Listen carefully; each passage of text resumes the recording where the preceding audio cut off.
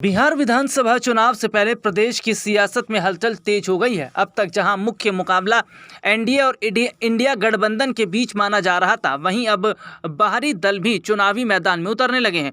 उत्तर प्रदेश के भीम आर्मी प्रमुख चंद्रशेखर आजाद की पार्टी आजाद समाज पार्टी काशीराम ने भी बिहार में दम दिखाने का ऐलान कर दिया है।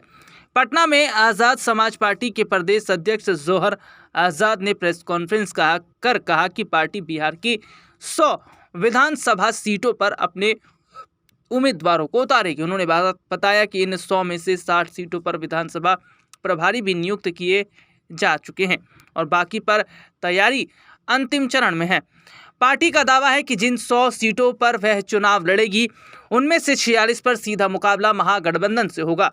जोहर आजाद ने कहा कि इन सभी सीटों पर बूथ स्तर तक पार्टी की संगठनात्मक तैयारियां पूरी हैं। उन्होंने महागठबंधन पर आरोप लगाया कि वह सभी वर्गों को साथ लेकर नहीं चल रहा, जिससे जनता में असंतोष है। पार्टी ने घोषणा की है कि 21 जुलाई को पटना में आजाद समाज पार्टी का राष्ट्रीय अधिवेशन आयोजित किया जाएगा। इस अधिवेशन में पार्टी प्रमुख चंद्रशेखर आजाद खुद शामिल होंगे और बिहार चुनाव के लिए पार्टी की रणनीति को अंतिम रूप देंगे।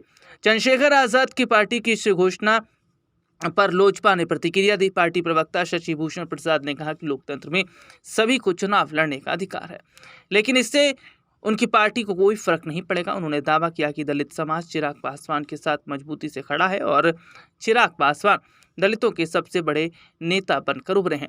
राजनीतिक विश्लेषकों का मानना है कि चंद्रशेखर आजाद की आजाद समाज पार्टी बिहार में दलित वोट बैंक, खासकर रविदास समाज पर अपनी पकड़ मजबूत करने की कोशिश करेगी।